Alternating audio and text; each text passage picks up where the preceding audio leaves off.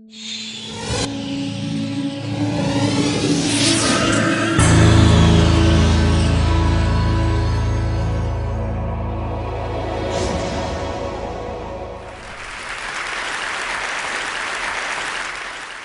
now I don't want to alarm anybody in this room, but it's just come to my attention that the person to your right is a liar. Also, the person to your left is a liar. Also, the person sitting in your very seats is a liar. We're all liars. What I'm going to do today is I'm going to show you what the research says about why we're all liars, how you can become a lie spotter, and why you might want to go the extra mile and go from lie spotting to truth seeking, and ultimately to trust building. Now, speaking of trust, ever since I wrote this book, Lie Spotting, no one wants to meet me in person anymore. No. They say, it's okay, we'll email you. I can't even get a coffee date at Starbucks. My husband's like, honey, deception. Maybe you could have focused on cooking. How about French cooking? So before we get started, what I'm going to do is I'm going to clarify my goal for you, which is not to teach a game of gotcha. Lie spotters aren't those nitpicky kids, those kids in the back of the room that are shouting, gotcha, gotcha, your eyebrow twitched, you flared your nostril, I watched that TV show, lie to me, I know you're lying. No. Lie spotters are armed with scientific knowledge of how to spot deception. They use it to get to the truth. And they do what mature leaders do every day. They have difficult conversations with difficult people, sometimes during very difficult times. And they start up that path by accepting a core proposition.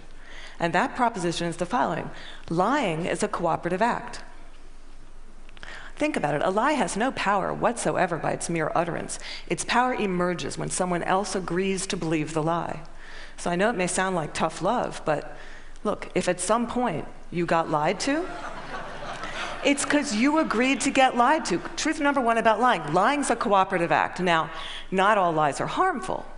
Sometimes we're willing participants in deception for the sake of social dignity, maybe to keep a secret that should be kept secret. We say, nice song. Honey, you don't look fat in that, no. Or we say, favorite of the digerati. You know, I just fished that email out of my spam folder. I'm so sorry. But there are times when we are unwilling participants in deception, and that can have dramatic costs for us. Last year saw $997 billion in corporate fraud alone in the United States. That's an eyelash under $1 trillion. That's 7% of revenues. Deception can cost billions. Think Enron, Madoff, the mortgage crisis, or in the case of double agents and traitors like Robert Hansen or Aldrich Ames, lies can betray our country. They can compromise our security.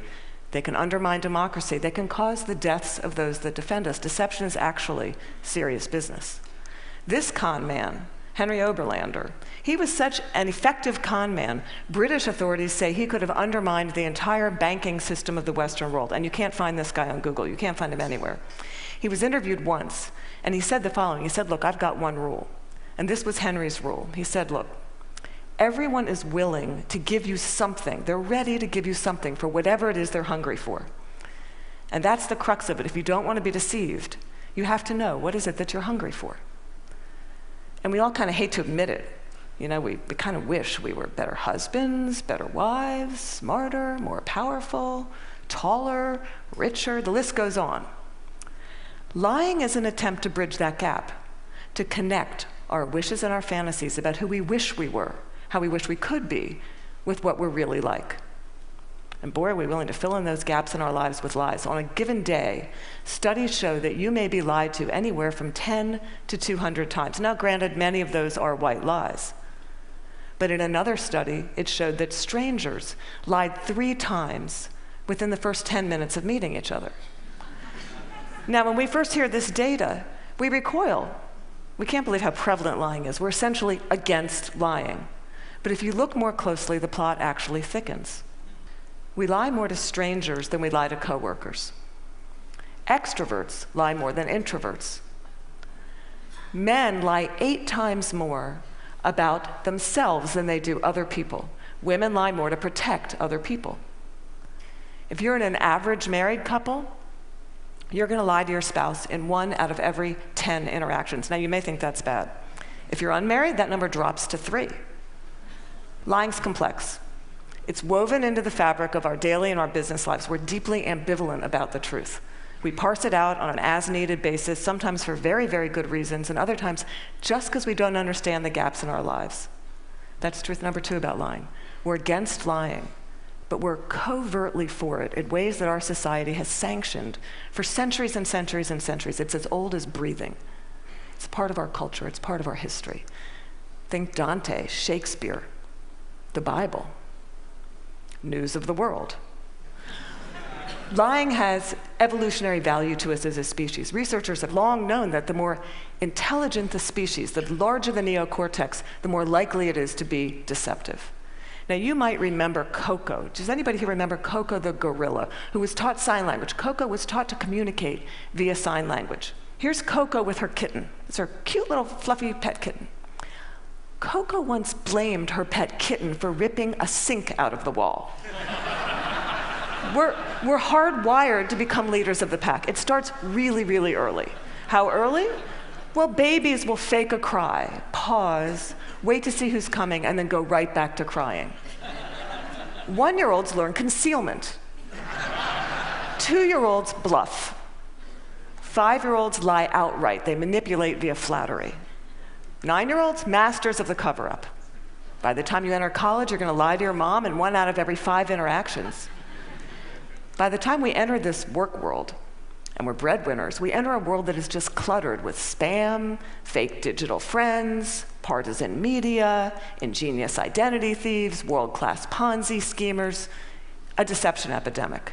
In short, what one author calls a post-truth society.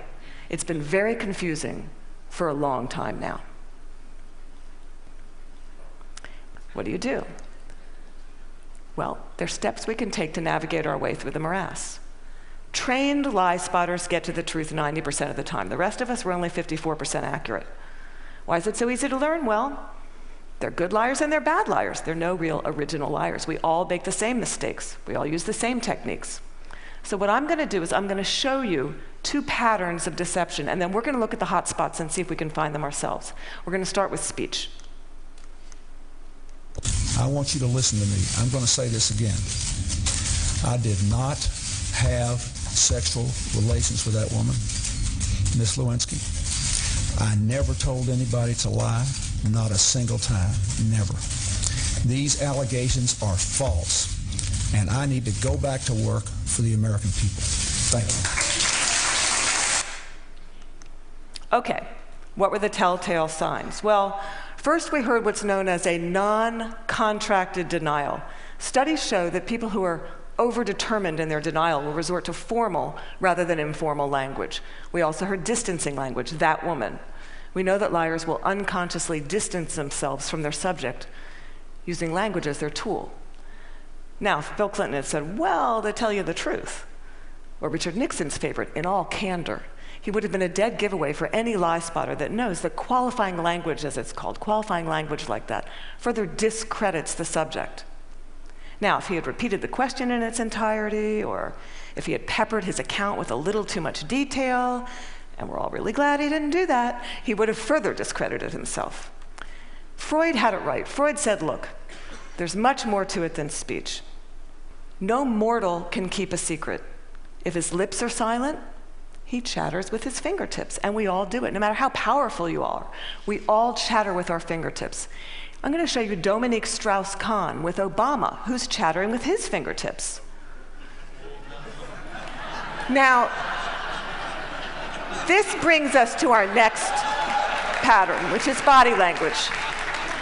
With body language, here's what you got to do. You really got to just throw your assumptions out the door. Let the science temper your knowledge a little bit. Because we think liars fidget all the time. Well, guess what? They're known to freeze their upper bodies when they're lying. We think liars won't look in the eyes. Well, guess what? They look you in the eyes a little too much just to compensate for that myth.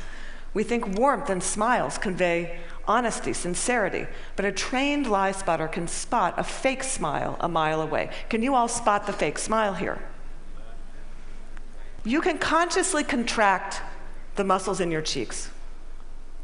but the real smile's in the eyes. The crow's feet of the eyes, they cannot be consciously contracted, especially if you overdid the Botox. Don't overdo the Botox. Nobody will think you're honest.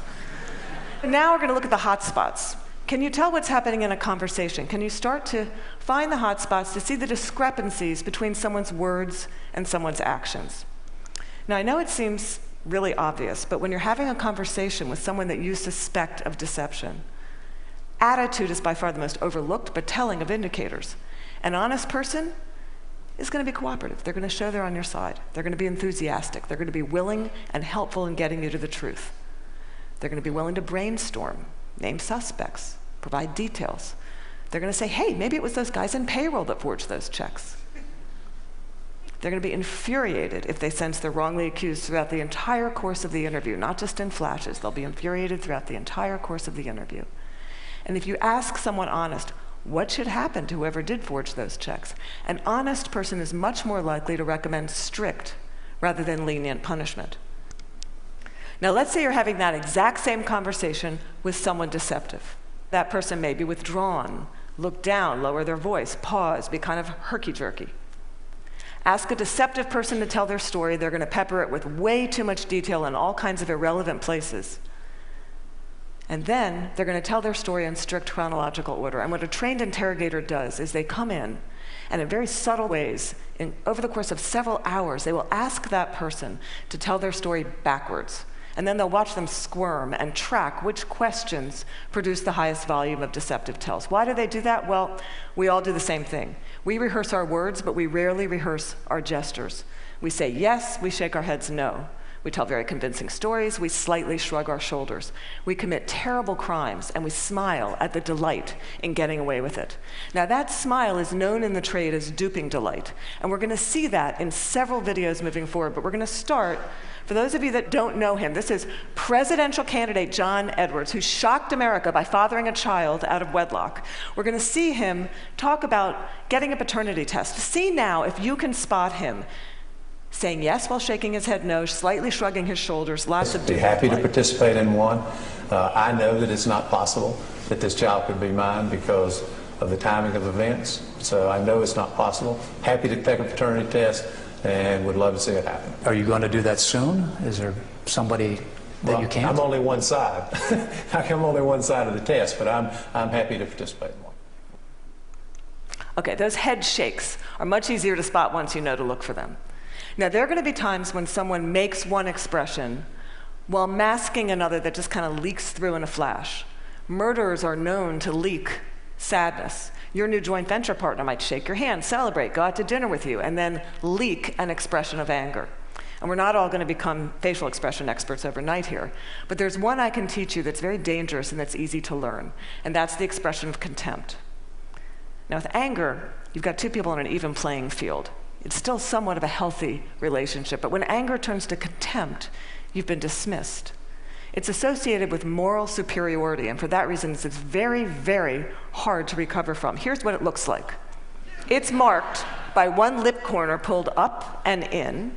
It's the only asymmetrical expression, and in the presence of contempt, whether or not deception follows, and it doesn't always follow, look the other way, go the other direction, reconsider the deal, say, no, thank you, I'm not coming up for just one more nightcap, thank you.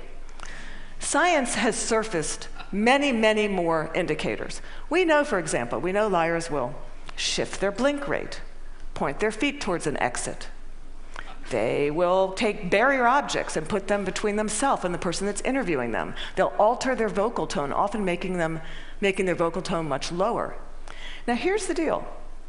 These behaviors are just behaviors. They're not proof of deception.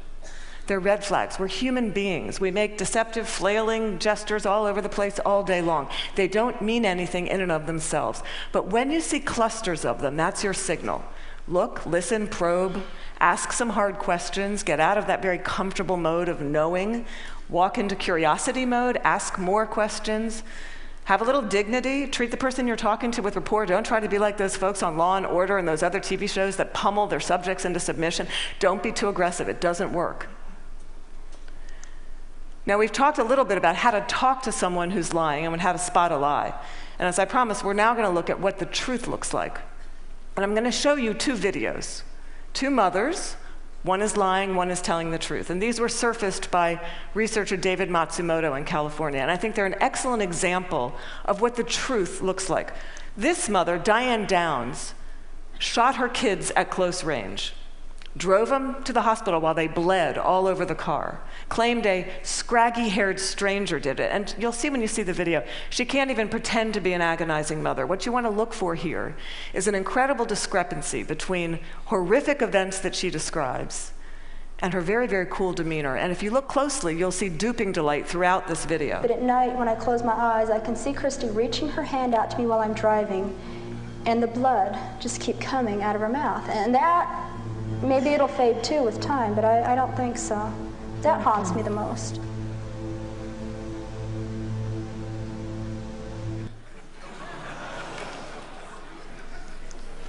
Now I'm going to show you a video of an actual grieving mother, Erin Runyon, confronting her daughter's murderer and torturer in court. Here you're going to see no false emotion, just the authentic expression of a mother's agony. I wrote the statement on the 3rd anniversary of the night you took my baby. And you hurt her, and you crushed her, you terrified her, until her heart stopped. And she fought, and I know she fought you. I know she looked at you with those amazing brown eyes, and you still wanted to kill her. And I don't understand it, and I never will. Okay, there's no doubting the veracity of those emotions. Now, the technology around what the truth looks like is progressing on, the science of it. We know, for example, that we now have specialized eye trackers, infrared brain scans, MRIs that can decode the signals that our bodies send out when we're trying to be deceptive. And these technologies are going to be marketed to all of us as panaceas for deceit. And they will prove incredibly useful someday. But you've got to ask yourself, in the meantime, who do you want on your side of the meeting? Someone who's trained in getting to the truth, or some guy who's going to drag a 400-pound electroencephalogram through the door? Lie spotters rely on human tools. They know, as someone once said, character's who you are in the dark. And what's kind of interesting is that today we have so little darkness. Our world is lit up 24 hours a day. It's transparent, with blogs and social networks broadcasting the buzz of a whole new generation of people that have made a choice to live their lives in public. It's a much more noisy world. So one challenge we have is to remember, oversharing, that's not honesty. Our manic tweeting and texting can blind us to the fact that the subtleties of human decency, character, integrity, that's still what matters. That's always what's going to matter. So in this much noisier world, it might make sense for us to be just a little bit more explicit about our moral code. When you combine the science of recognizing deception with the art of looking, listening, you exempt yourself from collaborating in a lie. You start up that path of being just a little bit more explicit because you signal to everyone around you. You say, hey, my world, our world, it's going to be an honest one. My world is going to be one where truth is strengthened and falsehood is recognized and marginalized. And when you do that, the ground around you starts to shift just a little bit. And that's the truth. Thank you.